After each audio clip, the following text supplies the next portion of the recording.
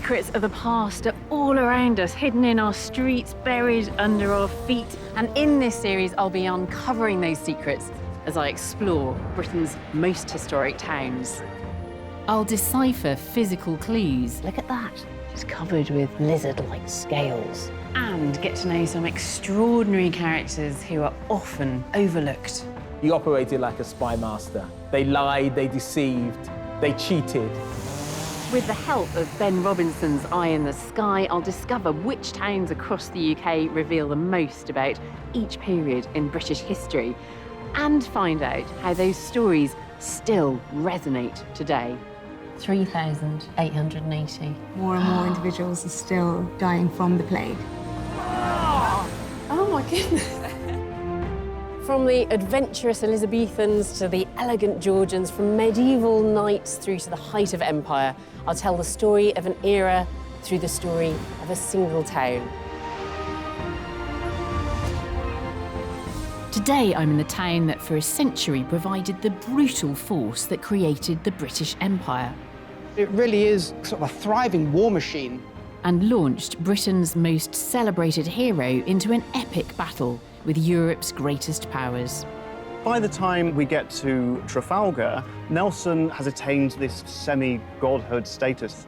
A town that epitomised the unimaginably cruel treatment of the poor. There's an 8-year-old that gets put on one of the prison hulks and he gets 7 years for stealing 12 shillings worth of copper. And where the Empire's figurehead formed a relationship that scandalised the royal family. Victoria is not going to be silenced or bullied. You are all racist. She calls them racialist. Does she?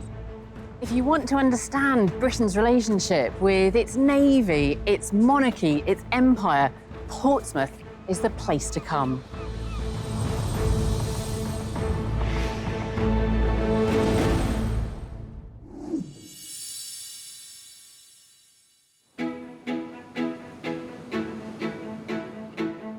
When I come to Portsmouth, I'm always struck by its energetic sprawl.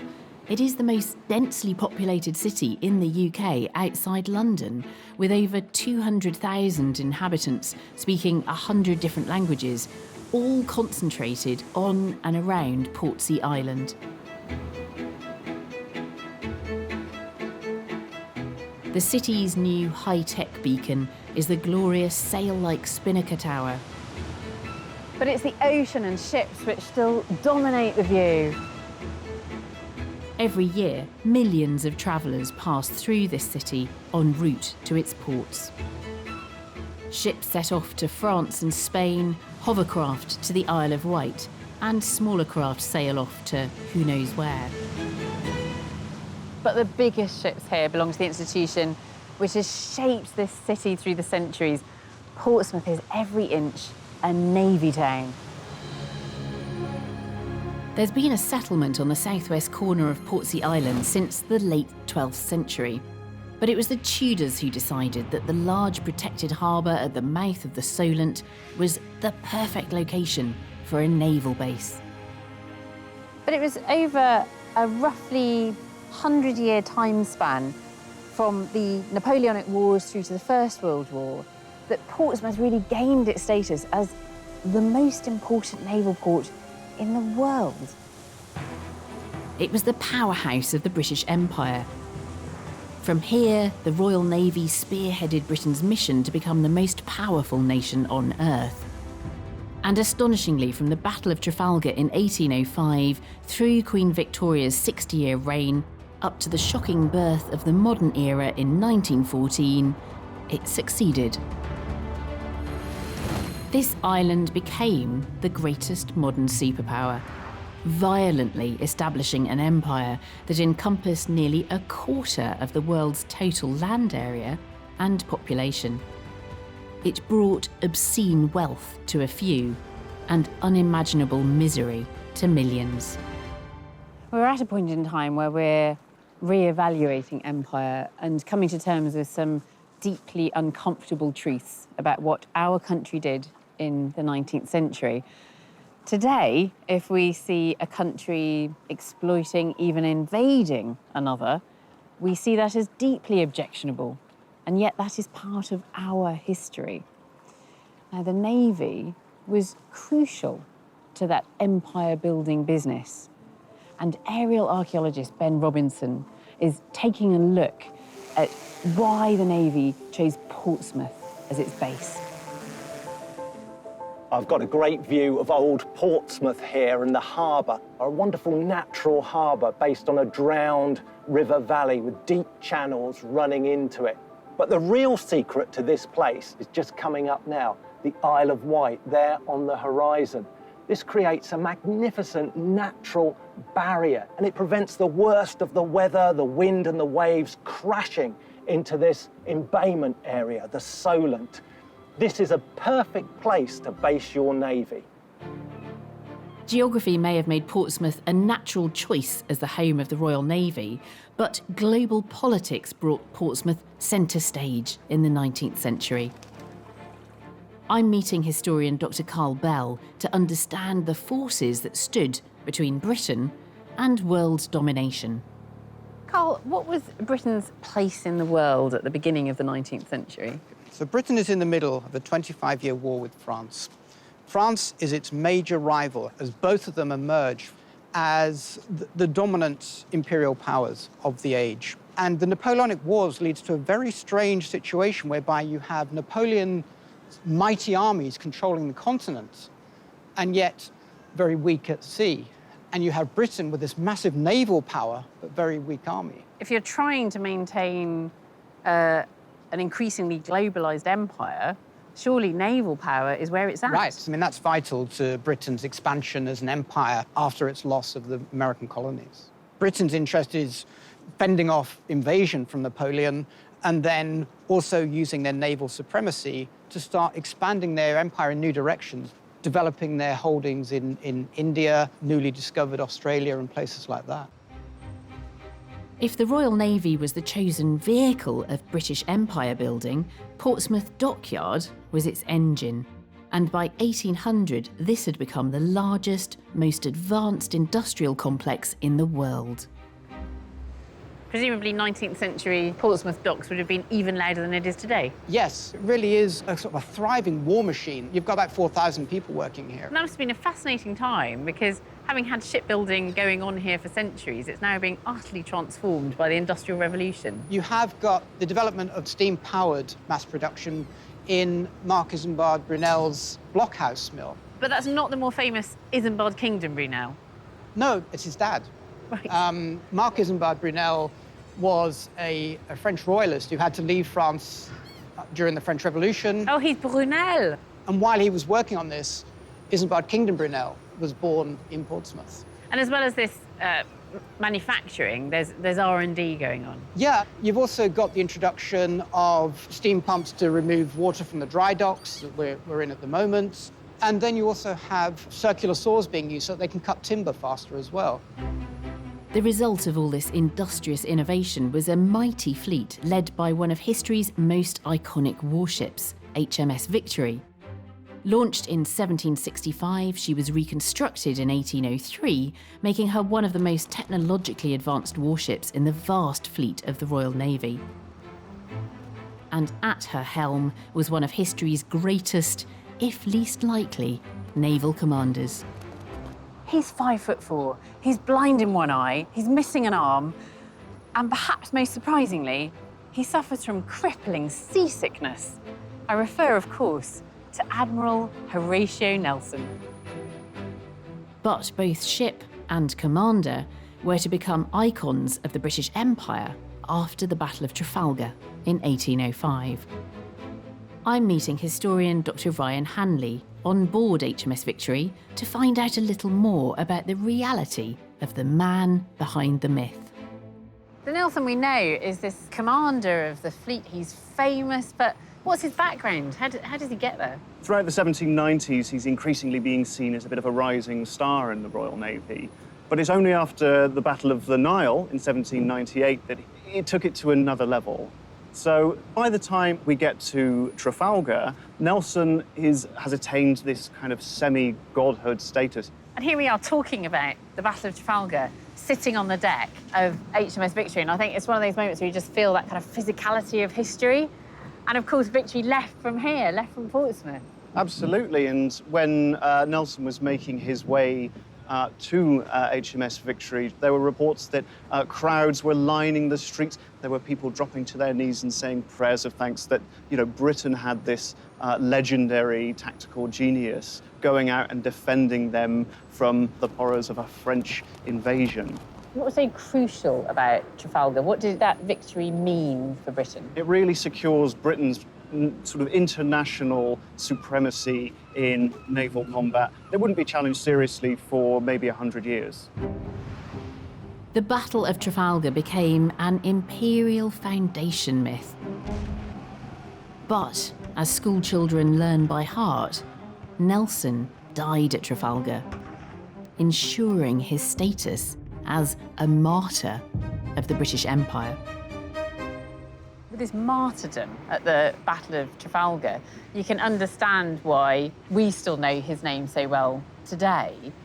But of course, there is another side to him. He wasn't a fan of the abolitionists, was he? No, absolutely not. Slavery at the time was seen as something that was very beneficial to the Royal Navy, partly because it was known as the nursery of the Royal Navy, where a lot of young sailors on their first voyages would take part in the transatlantic slaving expeditions, and those sailors then could be fed into the Royal Navy. But secondly, because Britain's trade policy at the time meant that British ships needed to be protected by the Royal Navy, and that the profits that were generated could feed into tax revenue, which of course helped to support the war effort. But there's another reason that Nelson may have felt sort of supportive towards the slave system. His wife, Frances Nisbet, he met her in the Caribbean island of Nevis. He married Frances on a slaveholding estate. So he was completely part of that plantation-owning,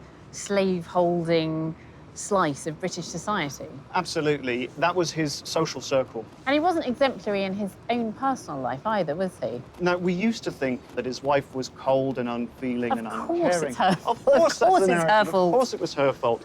But in the past sort of 10 years or so, new documentary evidence has come to light that suggests that actually Nelson treated his wife very, very shoddily indeed. How do you feel about him? I think that we are mature enough now to perhaps dispense with the idea of a national hero. And for me, as somebody who spends a lot of time looking at the transatlantic slave trade, his connections are too many and too deeply held for us to continue to celebrate him straightforwardly as a national military hero. I do think it's curious that history quite often feels as though it gets boiled down to this essence where we just remember a few important names, and if we're to learn anything from history, I think we need to take a more rounded approach. And that also involves looking away from just those heroes. So it's undeniable that Nelson had a decisive victory that paved the way for further expansion of the British Empire, however you feel about that. But what about everybody else? What about those ordinary British sailors? I'm in Portsmouth to learn about the astonishing period when Britain became the world's greatest superpower. From Nelson's victory at the Battle of Trafalgar in 1805 to the start of World War I in 1914.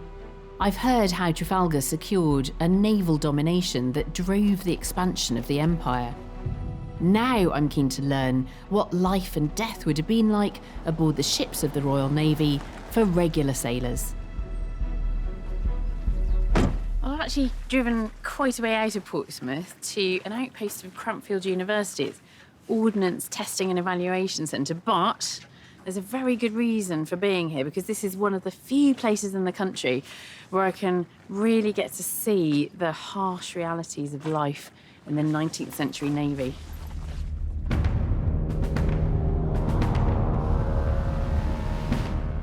I'm meeting Nick Hall of the Royal Armouries. He's got his hands on a brutal-looking example of 19th century firepower.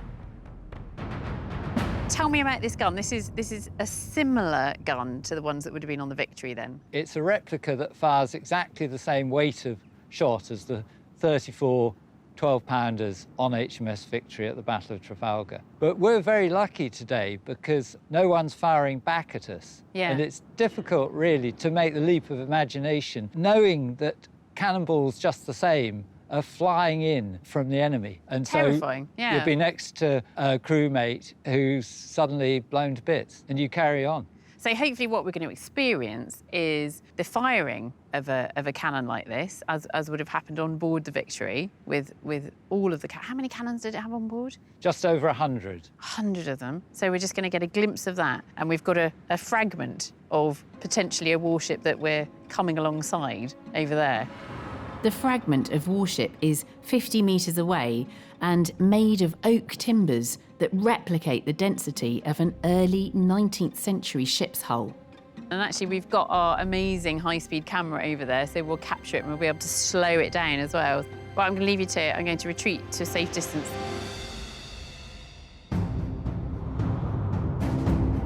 Load! British gun crews at Trafalgar could load and fire their cannons every 90 seconds. They were the fastest gun crews in the world. Their speed and accuracy were vital. Defeat at Trafalgar would have meant French control of the Channel and the inevitable invasion of England by Napoleon's Grande Armée.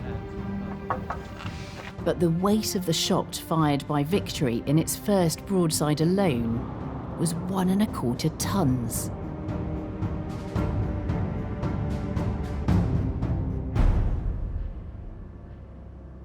Okay, all stations, 5 seconds. 4, 3, 2, 1, fire. Oh.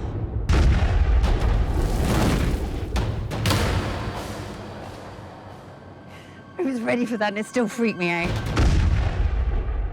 This thunderous bombardment would continue for 5 hours. By the end of the battle, 4,408 French and Spanish sailors were killed and 2,500 wounded. 19 French and Spanish ships were lost. The British lost none. Director of Operations Trevor Lawrence is going to talk me through the damage cannonball fire did to ships and sailors on both sides. Oh, Trevor, it looks a bit different on the back here. It certainly does. So that's the exit wound. This is very typical of what you see at the back of any sort of armour. Nice symmetrical hole at the back, much more broken up, and this spalling effect, these splinters flying off at high speed, and you can see we've got some on the ground here and also all over our witness screen. So those impacts all over that's the wood that's thrown off Yes, that's the wood that's come off here. I mean, the thing is with a cannonball, it's great for punching holes in things, but it's not too dangerous to people unless you get a direct hit from it. These would cause horrendous injuries all over the body. It's enough to put anyone off, isn't it? But, you know, if Empire was going to continue expanding, there was a constant need for fresh recruits into the Navy. During the Napoleonic Wars, the Royal Navy recorded the deaths of 103,000 sailors, but only 6,000 of them died in battle. The majority were lost to various forms of disease, and quite a lot of those could be picked up in any of Britain's sailors' ghettos during the 19th century. Places where sexually transmitted diseases also destroyed the lives of destitute women for whom sex work was a means of survival. I'm meeting historian Dr. Melanie Bassett in what used to be Portsmouth's sailor town. So what would this road have been like? Both sides, there would have been pubs, lodging houses, there's a brewery over that side, and Sailor Town spanned all the way from the Dockyard Gates, right on the waterfront, all the way up to the centre of town. So a lot busier, actually, noisier than it is today. Oh, yes. In the 1850s, around 3,500 sailors were living in Sailor Town, an area that also housed 300 brothels. That looks like a completely modern building. Yes, so this is now the Royal Maritime Club. It's still a place where the Royal Navy would stay, but back in 1851, this was built as a dedicated lodgings for sailors. So it's on the same site? Yes, yes. Yeah. So this was set up as a way to stem the tide of the immorality. But what was interesting about it is that it became a landmark where prostitutes would then congregate to catch the men as they were coming out of an evening. But the grim reality of life in all of Britain's ports was a million miles from the cartoonish images of drunken sailors and bawdy wenches in 19th century prints and movies we still watch today.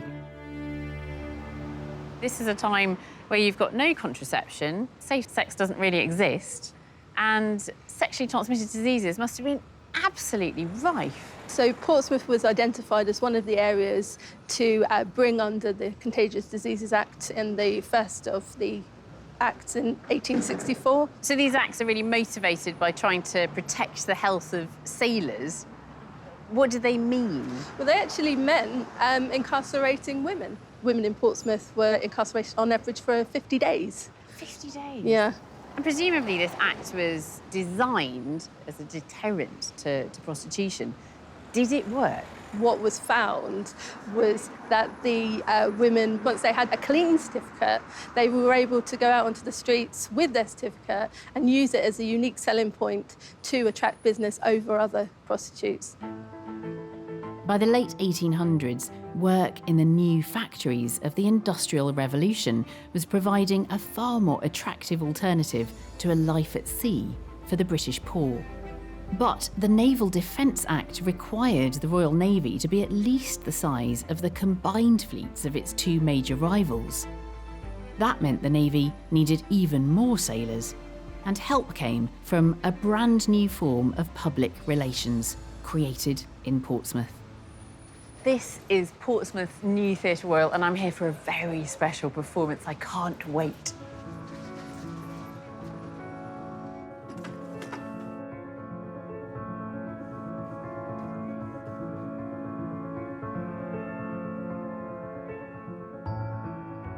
What I'm watching is a magic lantern show. It's really lovely. Projected from a machine that was the most advanced of its kind in the 1890s. Oh, this is fantastic. It's like very early animation. Oh, yes, so the power of images to transport you. This is the IMAX of the Victorian era. These are brilliant. It's essentially just a bright light in a box with slides passed in front of it. But it creates astonishingly beautiful effects. Oh, and it's blown up. And Nelson himself, he's almost saying your country needs you. Ah, and there's Nelson on his deathbed. So this is the creation of the Nelson myth.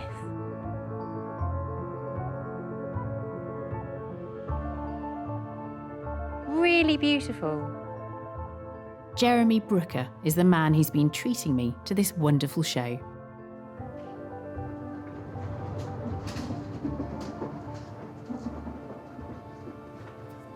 Oh, Jeremy, that was amazing. I loved it. And I loved the live aspect of that. I knew that you were doing that back here. The sophistication of this comes from the fact that all these three images converge on one point. So you're building up one composite picture on the screen. I mean, for Victorians to go and see these places that you're showing me, you know, places that they wouldn't even dream of going to. Typically, people probably didn't travel more than 50 miles from their birthplace in their whole life. So to see these pictures must have been more extraordinary than we can really imagine. I thought the images of Nelson were fascinating. There's Nelson's death, and I think that was most powerfully represented in that slide where his dead body is being carried off, I think in the arms of Victory, is that right? Yes, there's a sort of allegorical scene. Yeah, which is very much bound up with the idea of Britannia and Britannia ruling the waves. Well, absolutely, and I think all these themes come together, particularly if you think of Alfred West, who was based in Portsmouth, and he developed this entertainment which came to be called Our Navy. He had access to the Navy and naval ships, and people would allow him to take initially photographs, later on films, very much what we would call propaganda. But of course we still have Navy recruitment adverts. This is still going on. But even if they didn't sign up, even if they didn't join the Navy, perhaps they're going to go away from watching that with a sense of pride in the empire. That was absolutely his intention. And in his lifetime, he was compared to Kipling. And the way that Kipling, with literature, he was doing the same thing in a different medium, but serving very much the same purpose. And it's a little uncomfortable, perhaps, today, in the same way that some aspects of Kipling are uncomfortable for us. I think it's a great interest to have. I think if I was going to collect anything, it might be magic lanterns. It's hard to think of anything more quintessentially Victorian than the magic lantern. Except that is, perhaps, for the person who gave the era her name. There is one British monarch who's practically synonymous with the idea of empire, and that's, of course, Queen Victoria. And she was particularly fond of Portsmouth and the Isle of Wight. I'm in Portsmouth, the town whose story is inextricably linked to that of the Royal Navy and the expansion of the British Empire in the 19th century. If the British Empire had a poster girl, then it is Queen Victoria. She's practically synonymous with that myth, that image of Britannia. It's extraordinary to think that this one woman ruled nearly a quarter of the world's population. And her 63-year rule encompassed the apogee of Britain's interests overseas. But when it came to holidaying, she chose a staycation. She would have done this so many times, taking a trip from Portsmouth across the Solent to the Isle of Wight, just as I am now.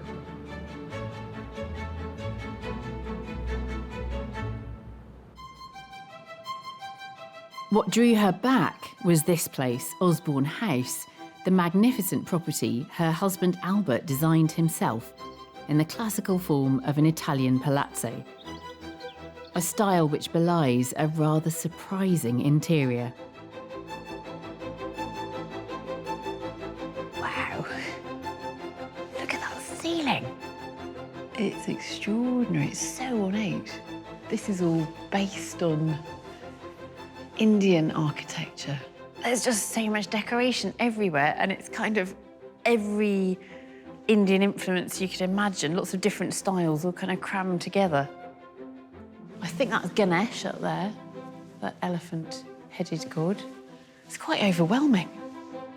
The Durbar Room certainly reflects a passion for India, and it might also reflect another kind of passion. It was begun in 1890, just 3 years after Victoria met an Indian servant called Abdul Karim. I'm meeting historian and author Shrabani Basu in the magnificent public gardens of Osborne House. Her study of the private papers of the Queen's household revealed amazing new information about Victoria and Abdul's relationship.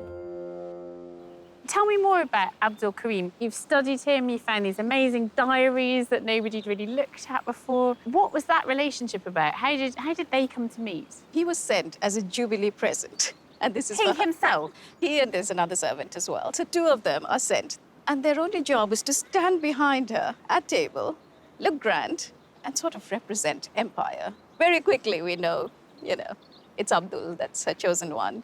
He caught her eye. And absolutely did. Charmed her, clearly.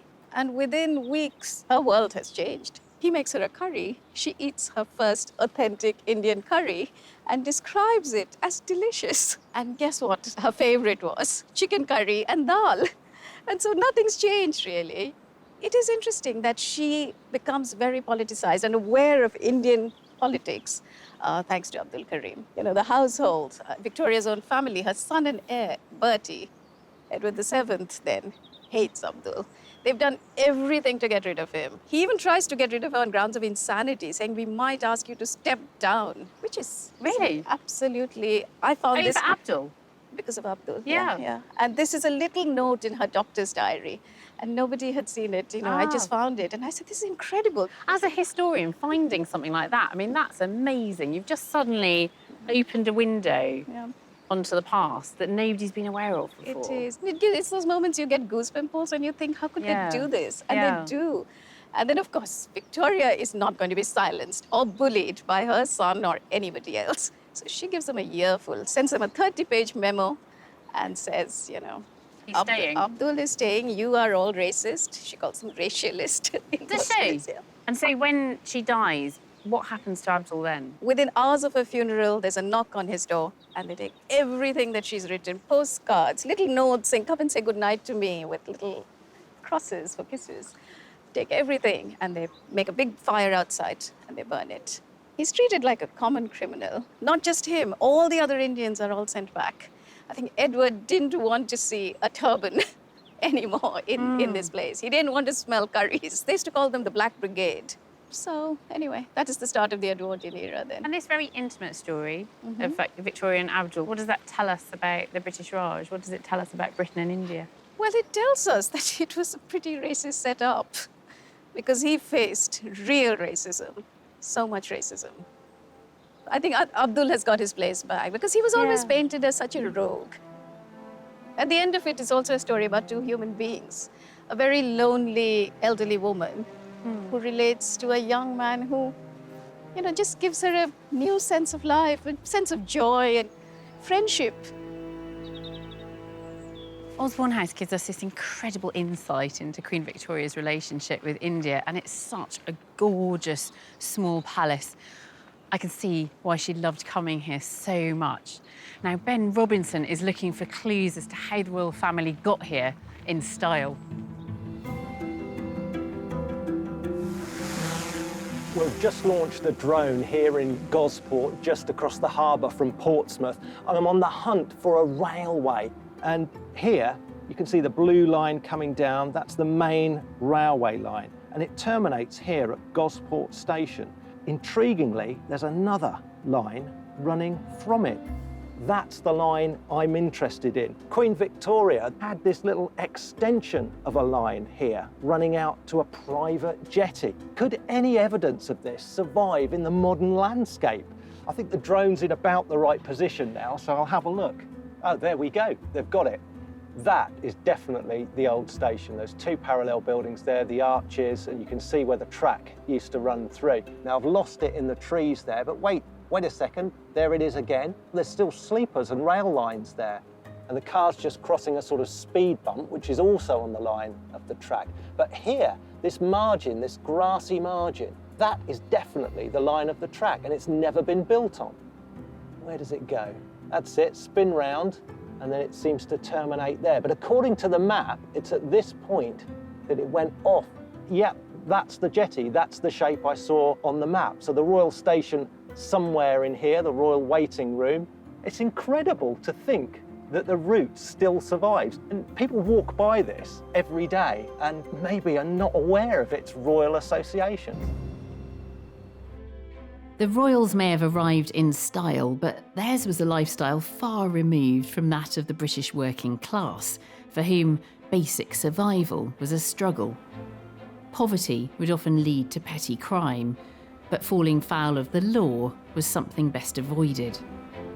I'm heading to Burrow Island, also known as Rat Island, which lies on the entrance to Portsmouth Harbour. I've come to meet an old friend, archaeologist Richard Osgood. Now, Richard, I know you've been digging here for quite a few years. I'm really excited to be here, and it's completely different from what I expected, actually. So why are you here? This island is owned by the Ministry of Defence, and I had a phone call from the Defence Police saying, can you come and deal with the human remains that are visible on the island? Yeah. So I went there expecting to find, I don't know, part of a sheep or a cow or something. Yeah. But they gave me a very obviously human skull in an evidence bag, and I had a quick look around the island, and you could see that there were skeletons eroding from this cliff face. Seems a bit of a weird place to have a cemetery. It is odd, because it's not consecrated ground either, so this isn't a kind of religious area. But the question is, why put them here? Do you have an answer? Well, I think it's very difficult to tell because the diseases don't remain on the human bones, but I think these probably are people that have died of the diseases of the time. Can I get a closer look then? Yeah, let's have a look. Human remains were first uncovered here by heavy storms in 2014. So far, Richard and his team have recovered the skeletons of 22 individuals, including the remains of one child. There we go. So this is an adult. And you can see there's quite a lot of wear on those incisors in the front. But it's quite a robust-looking jaw, isn't it? Yeah. Quite a prominent chin. Early indications from the labs suggest that the burials took place in the mid to late 1800s and that none of those buried here were over 40 years old. Safely take our masks off now we're away from the dig. So that mandible, I'm pleased with that. So that's nearly completed the skeleton. I would go for a probable male. So I think he's a young man. They've all been males so far. So who are they, Richard? I think these are prisoners that were on these big prison hulks in the harbour in the late 18th, early 19th century. These are people that knew what Portsmouth was like when the Victory was an active ship. And I think these are local people that are committed, I mean, often very, very small crimes. For example, there's an 8-year-old that gets put on one of the prison hulks and he gets 7 years for stealing 12 shillings worth of copper. I mean, it's just such a brutal side of that part of British history. Yeah, if you were in the wrong layer of society. That this could be your fate. I imagine there must have been infectious diseases, outbreaks all the time on those ships. It's a real petri dish in many ways. You've got so many people in an enclosed space with these diseases that are absolutely virulent. It's probably the worst possible environment to have been based. I think what you're doing is really respectful with these remains. I mean, these are people who probably had difficult lives, who probably suffered a lot, have ended up lost to history. So at least you're finding them and they're individuals again before they're reburied here. They're a big part of the story of Portsmouth, I think. Yeah. The gruesome archaeological finds on Burrow Island act as a stark reminder that the riches of empire were enjoyed by only a privileged few, whilst life at the bottom remained bleak in Victorian Britain. But the empire continued to expand, with the navy becoming ever more crucial. But what if an envious foreign power were to attack and strike right at the heart of Britain, at the home of the navy? It was time for Portsmouth to muscle up. I'm in Portsmouth, the town that launched Nelson off to victory at Trafalgar and maintained a navy that ruled the waves with a ferocity that forged the biggest empire in history. But other international powers were looking on enviously, and the paranoia was growing that Britain would come under attack. When the French developed impressive new steamships, that paranoia reached fever pitch. Britain needed new defences, and as home of the Royal Navy, Portsmouth was top of the list. Ben has launched his drone to look for evidence of the fortification of Portsmouth, carried out after Prime Minister Lord Palmerston sank £10 million, an absolute fortune in the 1860s, into a line of monumental coastal defences. Now, this is Southsea Castle. Here they used an existing castle as the centre point for the new defences. This square keep dates right back to the times of Henry VIII. But they didn't just use existing forts, they also built entirely new ones from scratch. And some of these were even out at sea. And here's Spitbank Fort. This was state of the art in the middle of the 19th century. And they've actually found a purpose in the modern world as well. This one's a luxury hotel. Wait a minute, that looks like a swimming pool. Now we've got the drone a bit lower, I can see on the horizon there are 2 more forts. There's a great arc of forts going round right onto the Isle of Wight.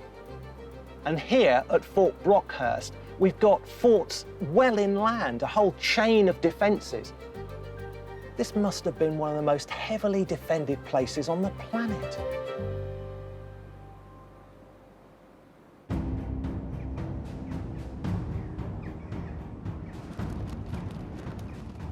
I've come to perhaps the grandest of all the Palmerston forts, Fort Nelson on Portsdown Hill, overlooking the Solent.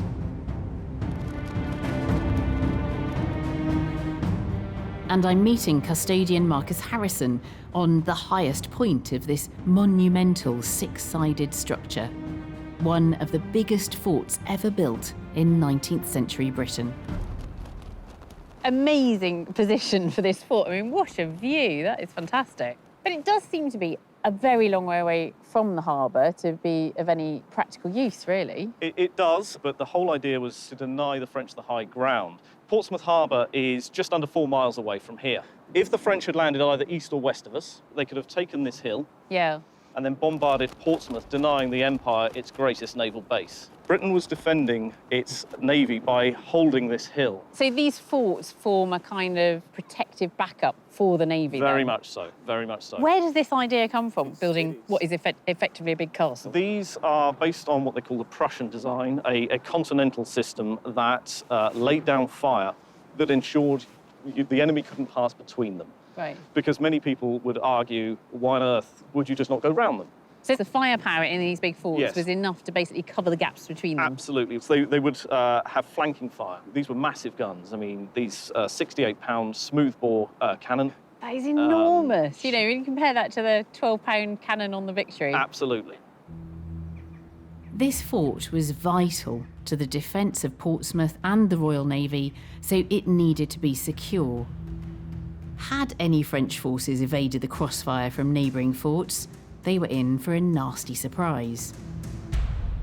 What's this? Is it a training ground? A little too small for that, but certainly large enough to accommodate the French, should they be daft enough to have come in at this point.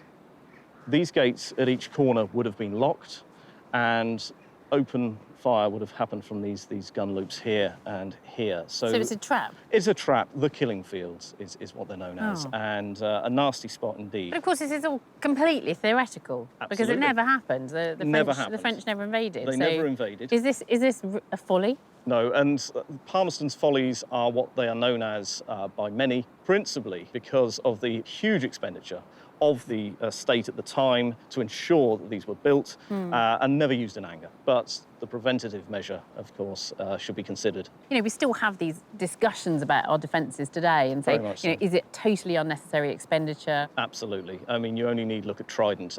These were maybe the Trident of their day.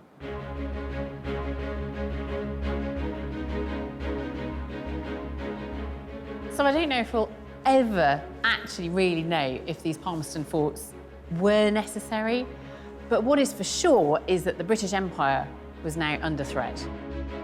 By the time the Victorian age came to an end in 1901 with the death of the Queen, nations around the world were building sea forces to rival that of the Royal Navy.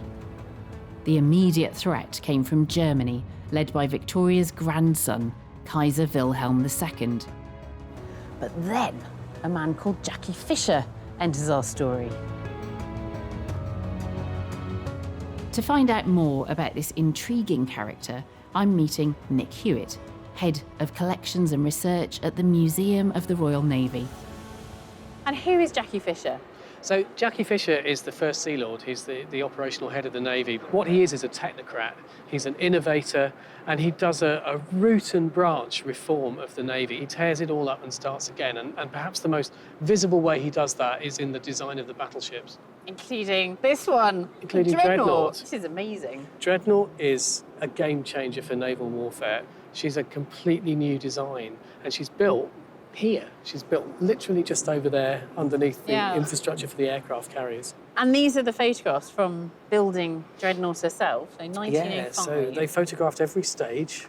These things are the most complex piece of technology anywhere in the world at this time. And Dreadnoughts become the currency by which nations measure their worth. They're the nuclear weapons of their day. So does Germany start building essentially copies of this? So what Fisher predicts happens exactly as planned. The Germans then start building their own Dreadnoughts. Yeah. They are constantly a bit behind. So because Jackie Fisher took that risk, because he decided to invest in this new technology, we were slightly ahead of the game. Yeah. So at the end of the First World War, there is no naval power to rival Britain. And despite that victory and naval superiority, by the end of the First World War, Britain is bankrupt. That's why they embraced the arms limitation treaties in the interwar period. There's just a huge sigh of relief that they're not going to have to keep up this pace of construction and development forever. Is that really the end of empire then? It's the start of it. It's that realisation that Britain can't really afford to be a world power anymore. Yeah. And I think, you know, when we look at where we are now, and we can look back at all this history, and we wouldn't want to be that again. It's the ebb and flow of world power status, isn't it?